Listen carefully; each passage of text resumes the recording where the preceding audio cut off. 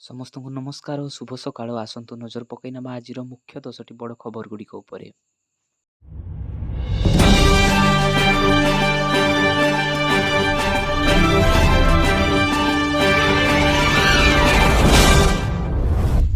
ସୁଭଦ୍ରା ଟଙ୍କା ନ ଆସିଥିଲେ କରିବେ କି ଦ୍ୱିତୀୟ ଥର ପଞ୍ଜୀକରଣ? ସେପ୍ଟେମ୍ବର 17 ପୂର୍ବରୁ ଜନସେବା କେନ୍ଦ୍ରରେ ଆପ୍ଲାଏ କରିବା ପରେ ହିତାଧିକାରୀଙ୍କୁ ଏକ ରସିଦ ପ୍ରଦାନ କରାଯାଇଥିଲା, ଯାହା ଆଧାରରେ ସେମାନଙ୍କ ରେଜିଷ୍ଟ୍ରେସନ ସଫଳ ହୋଇଛି ବୋଲି ସ୍ପଷ୍ଟ ହୋଇଯାଇଥିଲା।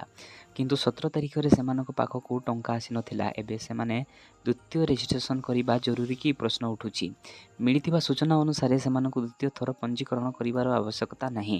ସେମାନଙ୍କ ଆପ୍ଲିକେସନ ସରକାରଙ୍କ ବିଚାରାଧୀନ ଅଛି, ତେଣୁ ଦ୍ୱିତୀୟ ଥର ରେଜିଷ୍ଟ୍ରେସନ କଲେ କୌଣସି ଫାଇଦା ନାହିଁ।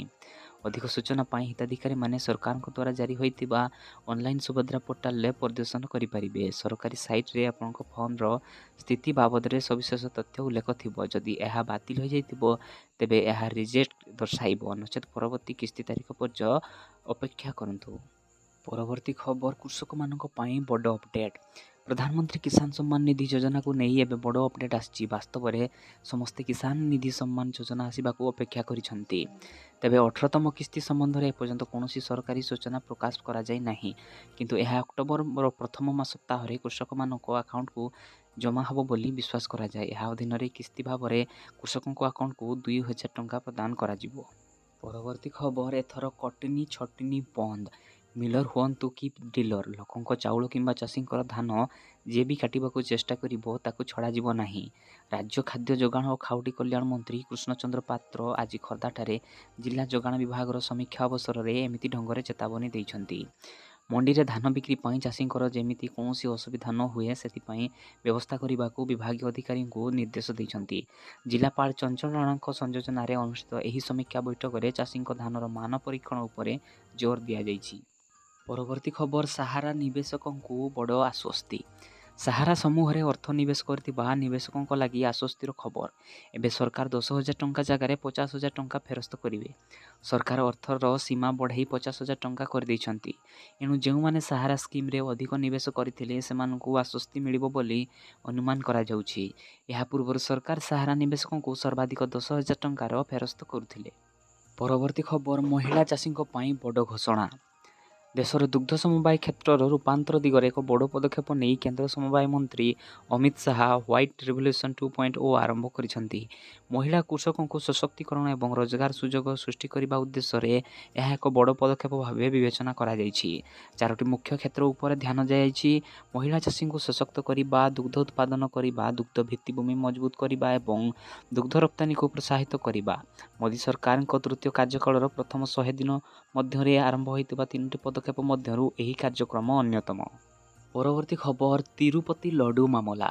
ତିରୁପତି ବାଲାଜୀ ମନ୍ଦିରରେ ପ୍ରସାଦ ବିବାଦ ଏବେ ଉଗ୍ର ରୂପ ନେଇଛି। ମନ୍ଦିରରେ ଭକ୍ତଙ୍କ ନିମନ୍ତେ ପ୍ରସାଦ ଲାଗି ଯେଉଁ ଲଡୁ ପ୍ରସ୍ତୁତ ହେଉଥିଲା, ସେଥିଲାଗି ବ୍ୟବହୃତ ହେଉଥିବା ଘିଅ ପଶୁ ଚର୍ବିରେ ପ୍ରସ୍ତୁତ ହେଉଥିଲା ବୋଲି ଅଭିଯୋଗ ହୋଇଛି। ବିବାଦକୁ ଯିବା ପୂର୍ବରୁ ତିରୁପତି ବାଲାଜୀ ମନ୍ଦିରକୁ AR dairy food private limited ଘିଅ ଯୋଗାଣ କରୁଥିଲା। ବିବାଦ ଉପୁଜିବା ପରେ ଏବେ ଏହି କମ୍ପାନୀ ଉପରେ ପ୍ରଶ୍ନଚିହ୍ନ ଲାଗିଛି। ତିରୁମାଲା ତିରୁପତି ଦେବସ୍ଥାନ ଭେଙ୍କଟେଶ୍ୱର ସ୍ୱାମୀ ମନ୍ଦିରର ପରିଚାଳନା କରିଥାନ୍ତି। ତାମିଲନାଡୁର AR ଡାଏରୀ କହିଛନ୍ତି ଯେ ତାଙ୍କ ପ୍ରଡକ୍ଟର ସାମ୍ପଲ୍ସ ଅଧିକାରୀମାନେ କ୍ୱାଲିଟି ପାଇଁ ଆଇନତଃ ମଞ୍ଜୁରୀ ଦେଇଛନ୍ତି। କମ୍ପାନୀ କହିଛି ଯେ ମନ୍ଦିରକୁ ଯେବେ ବି ଘିଅ ସପ୍ଲାଏ କରାଯାଉଛି, ସେତେବେଳେ ତାହାକୁ ରେଜିଷ୍ଟର୍ଡ ଲ୍ୟାବ୍ ଦ୍ୱାରା ଯାଞ୍ଚ କରାଯାଇଛି। ତେବେ TDD କାର୍ଯ୍ୟକାରୀ ଅଧିକାରୀ ଜେ ଶ୍ୟାମଲାଲ ରାଓ କହିଛନ୍ତି ଯେ ସତର୍କତା ପରେ ବି BAR ଫୁଡ୍ସ ପଠାଇଥିବା 4ଟି ଘିଅ ଟ୍ୟାଙ୍କର ପ୍ରଥମ ଦୃଷ୍ଟିରେ ନିମ୍ନମାନର ବୋଲି ଜଣାପଡ଼ିଥିଲା। ପରବର୍ତ୍ତୀ ଖବର, କାଲିଠୁ ବର୍ଷିବ। ବଙ୍ଗୋପସାଗରରେ ଆଜି ସୃଷ୍ଟି ହେବ ଘୂର୍ଣ୍ଣିବଳୟ ପ୍ରଭାବରେ ଆସନ୍ତାକାଲିଠାରୁ ବଢ଼ିବ ବର୍ଷାର ପ୍ରଭାବ। ଏହା ଘନୀଭୂତ ହୋଇ 23 ତାରିଖ ସୁଦ୍ଧା ଉତ୍ତର ପଶ୍ଚିମ ସଂଲଗ୍ନ କେନ୍ଦ୍ରୀୟ ବଙ୍ଗୋପସାଗରରେ ଲଘୁଚାପ ସୃଷ୍ଟି କ୍ଷେତ୍ର ହେବ। ଫଳରେ 22, 23, 24ରେ ସାରା ରାଜ୍ୟରେ ବର୍ଷା ହେବ। ଉପକୂଳ ଓଡ଼ିଶାରେ ଅଧିକ ବର୍ଷା ନେଇ ଆକଳନ କରିଛି ପାଣିପାଗ ବିଭାଗ। ଲଘୁଚାପ ସୃଷ୍ଟି ହେବା ପରେ ଏହାର ଗତିପଥ ସ୍ପଷ୍ଟ ହେବ ବୋଲି ବିଭାଗ ସୂଚନା ଦେଇଛି। ଆଜି ବିଜୁଳି ଓ ଘଡ଼ଘଡ଼ି ସହ କିଛି କିଛି ସ୍ଥାନରେ ହାଲୁକାରୁ ମଧ୍ୟମ ବର୍ଷା ପାଇଁ 13 ଜିଲ୍ଲାକୁ ୟେଲୋ ୱାର୍ଣ୍ଣିଂ ଜାରି କରାଯାଇଛି। ମୟୂରଭଞ୍ଜ, କେଉଁଝର, ବାଲେଶ୍ୱର, ଭଦ୍ରକ, କେନ୍ଦ୍ରାପଡ଼ା, ଜଗତସିଂହପୁର, ପୁରୀ, ଖୋର୍ଦ୍ଧା, ନୟାଗଡ଼, କଟକ, ଯାଜପୁର, ଗଞ୍ଜାମ ଓ ଗଜପତି ଜିଲ୍ଲା ପାଇଁ ୟେଲୋ ୱାର୍ଣ୍ଣିଂ ଜାରି ହୋଇଛି। ପରବର୍ତ୍ତୀ ଖବର ବର୍ଷକୁ 2ଟି ଗ୍ୟାସ୍ ସିଲିଣ୍ଡର ମାଗଣା ମିଳିବ। ଜାମ୍ମୁ କାଶ୍ମୀରରେ ପ୍ରଥମ ପର୍ଯ୍ୟାୟ ନିର୍ବାଚନ ଶେଷ ହୋଇଛି। ଏହି ପରିପ୍ରେକ୍ଷୀରେ କେନ୍ଦ୍ର ଗୃହମନ୍ତ୍ରୀ ଅମିତ ଶାହା ଶନିବାର ଜାମ୍ମୁ କାଶ୍ମୀର ପହଞ୍ଚିଛନ୍ତି। ଏହି ସମୟରେ ସେ ଏକ ସମାବେଶକୁ ସମ୍ବୋଧନ କରି ବଡ଼ ଘୋଷଣା କରିଛନ୍ତି। ଗୃହମନ୍ତ୍ରୀ ଅମିତ ଶାହା କହିଛନ୍ତି ଯେ ଇଦ୍ ଏବଂ ମହରମ ଅବସରରେ ବର୍ଷକୁ 2ଟି ଗ୍ୟାସ୍ ସିଲିଣ୍ଡର ମାଗଣାରେ ଦିଆଯିବ। ପରବର୍ତ୍ତୀ ଖବର 50 ଟଙ୍କା ପାଇଁ ବନ୍ଧା ହେଲେ ଜନସେବା ମାଲିକ। ସୁଭଦ୍ରା ଫର୍ମ ପୂରଣ ପାଇଁ ମହିଳାଙ୍କଠାରୁ 50 ଟଙ୍କା ନେବା ମହଙ୍ଗା ପଡ଼ିଲା। ବନ୍ଧା ହେଲେ ଜନସେବା କେନ୍ଦ୍ର ମାଲିକ। ରାଉରକେଲା ପ୍ଲାଣ୍ଟ ସାଇଟ୍ ଥାନା ପୁଲିସ ଜନସେବା କେନ୍ଦ୍ର ମାଲିକଙ୍କୁ ଗିରଫ କରି କୋର୍ଟ ଚାଲାଣ କରିଛି। ରାଉରକେଲା ମଧୁସୂଦନ ଛକରେ ରହିଛି ଗ୍ଲୋବାଲ ଇଣ୍ଟରନେଟ୍ ନାମକ ଏକ ଜନସେବା କେନ୍ଦ୍ର।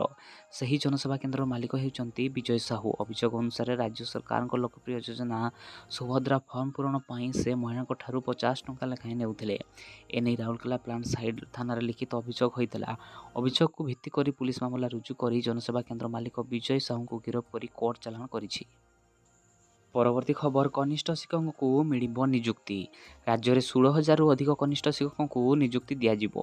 ଆସନ୍ତା ମାସ ଦ୍ୱିତୀୟ ସପ୍ତାହରେ ଭୁବନେଶ୍ୱର କଳିଙ୍ଗ ଷ୍ଟାଡିୟମଠାରେ ଆୟୋଜିତ ସ୍ୱତନ୍ତ୍ର ସମାରୋହରେ ମୁଖ୍ୟମନ୍ତ୍ରୀ ମୋହନ ଚରଣ ମାଝୀ ନବନିଯୁକ୍ତ ଶିକ୍ଷକମାନଙ୍କୁ ନିଯୁକ୍ତିପତ୍ର ବାଣ୍ଟିବାର କାର୍ଯ୍ୟକ୍ରମ ରହିଛି। ଓଡ଼ିଶା ରାଜ୍ୟ ବିଦ୍ୟାଳୟ କାର୍ଯ୍ୟକ୍ରମ ପ୍ରାଧିକରଣ ଓସେପା ପକ୍ଷରୁ କନିଷ୍ଠ ଶିକ୍ଷକ ନିଯୁକ୍ତି ପରୀକ୍ଷା ଅନୁଷ୍ଠିତ ହୋଇଥିଲା। ଏଥିପାଇଁ ଗତ ଅଗଷ୍ଟ ମାସରେ କାଉନସେଲିଂ ପ୍ରକ୍ରିୟା ଶେଷ ହୋଇଛି। ଦର୍ଶକ ବନ୍ଧୁ, ଆଜିର ଭିଡ଼ିଓ ଗୁଡ଼ିକୁ ଆପଣଙ୍କୁ କେମିତି ଲାଗିଲା କମେଣ୍ଟ ମାଧ୍ୟମରେ ନିହାତି ଜଣାଇବେ। ଯଦି ଭିଡ଼ିଓଟି ଆପଣଙ୍କୁ ଭଲ ଲାଗିଥାଏ ଭିଡ଼ିଓଟିକୁ ଲାଇକ୍ କରିବା ସହିତ ନିଜ ସାଙ୍ଗ ଏବଂ ଫ୍ୟାମିଲିମାନଙ୍କ ସହିତ ସେୟାର କରିବେ।